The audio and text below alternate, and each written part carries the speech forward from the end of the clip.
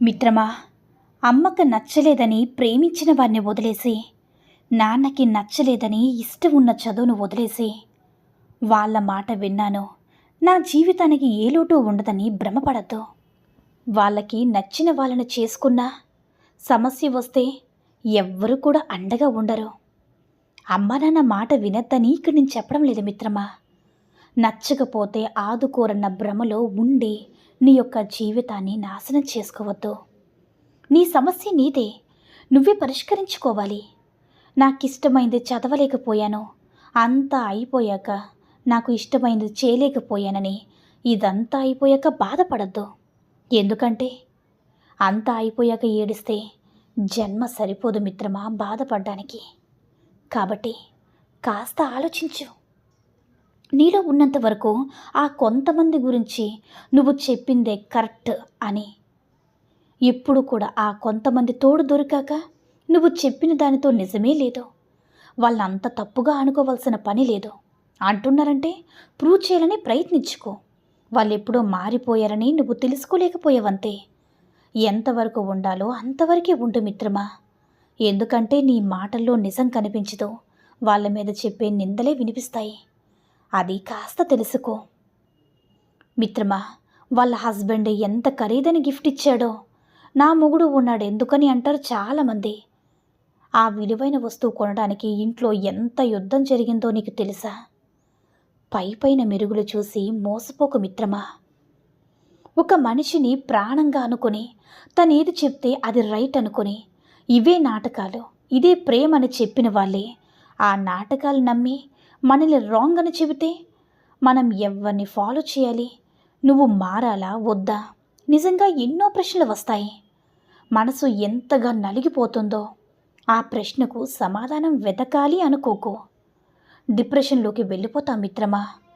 ఏ మనిషికి తగినట్లుగా ఎలా ప్రవర్తించాలో అలా ప్రవర్తించి చాలు, అంతే.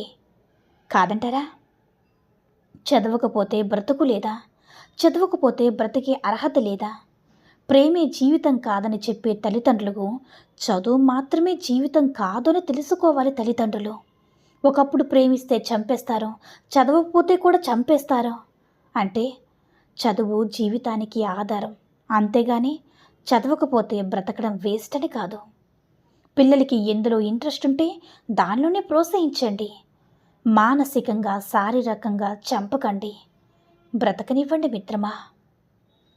అవసరానికి అడిగినప్పుడు డబ్బు సహాయం చేయలేదని స్నేహాన్ని మానేస్తే దానికి పెట్టాల్సిన పేరు స్నేహం కాదు, వ్యాపారం. ఇవ్వలేని పరిస్థితి ఉందేమో అని అర్థం చేసుకోకపోవడమే స్నేహం. అవునా మిత్రమా? భార్య మాత్రమే భర్త మాట వినాలా? భర్త కూడా భార్య మాట విని అర్థం చేసుకోవాలి, సర్ది చెప్పగలగాలి.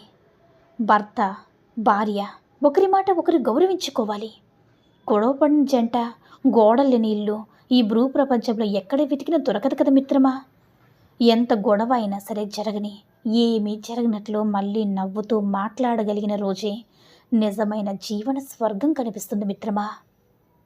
అమ్మ కడుపు చూస్తుంది, భార్య జేబు చూస్తుంది. కానీ ఇప్పటి రోజుల్లో నిజంగా జేబునే చూడాలి. అప్పుడప్పుడు భర్త బ్యాంక్ బ్యాలెన్స్ కూడా చూడాలి. అప్పుడే తెలుస్తుంది ఎంతలో బ్రతకాలో, ఎంత ఖర్చు చేయాలో అని. పక్కింటి వారి స్థాయితో పోటీ పడచ్చో లేదో కూడా తెలుస్తుంది. అర్థమైంది మిత్రమా? చిన్న గొడవ జరిగాక మన మీద నిజంగా ప్రేమ ఉందా అని డౌట్ కూడా వచ్చేస్తుంది. మన మీద కోపం వచ్చినప్పుడు మనతోనే మాట్లాడి తాడో పేడో తేల్చుకుంటారు. అలా కాదని మనతో కాకుండా వేరే వాళ్ళతో చెప్పి వాళ్ళే రైట్ అని నిరూపించాలని ప్రయత్నిస్తుంటే వాళ్ళకి నువ్వొక టైం పాస్ అని అర్థం చేసుకో. నా ప్రేమ నిజం తెలుసుకున్నప్పుడే తెలుసుకుంటారని ఇంకా ఇంకా ప్రేమించి చులకనగా మారిపోవద్దు. ముఖ్యంగా అమ్మాయిలకు పెళ్ళికి ముందు తొందరపడితే ఏం కాదులే అనుకోకు, నాకు కాబోయేవాడేగా అనుకోకు. పెళ్ళి చేసుకుంటేనే బాధ్యత అవుతావు మిత్రమా. లేకపోతే తన దృష్టిలో, ప్రపంచం దృష్టిలో బజారు మనిషిగానే మిగిలిపోతావు. కాస్త అర్థం చేసుకో.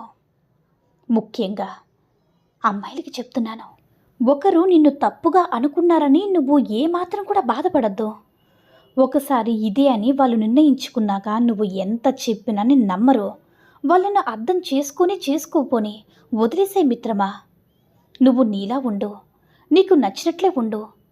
నిన్ను నువ్వు తెలుసుకొని నీ బ్రతుకు నువ్వు బ్రతకడానికి ఈ భూమి మీదకి వచ్చావు. అంతేకాని అందరినీ మెప్పించడానికి కాదు. అర్థమైందనుకుంటా. మనం మనలా ఉన్నప్పుడు మన ప్రేమ కనిపించదు. నటించే ప్రేమను మాత్రమే నమ్ముతారు. సరేలే కదని వాళ్ళకి నచ్చినట్టు మారితే దానికి నటన అని పేరు పెడతారు. మరి ఎలా మిత్రమా? ఆ నటనే ఇష్టపడే వాళ్ళకి మనం మారిన నటనగానే కనిపిస్తుంది తప్ప మన మనసు పడే కష్టం వాళ్ళకి అర్థం కాదు. మన ప్రేమ వాళ్ళకి అర్థం కాదు. అందుకే నీలానే ఉండు. కట్నంగా ఇచ్చిన కానుకల సంతోషం కంటే ఆ అప్పులు తీర్చడానికి నానపడే కష్టాలు తలుచుకుంటే వచ్చే బాధే ఎక్కువ కదా, కాదంటారా?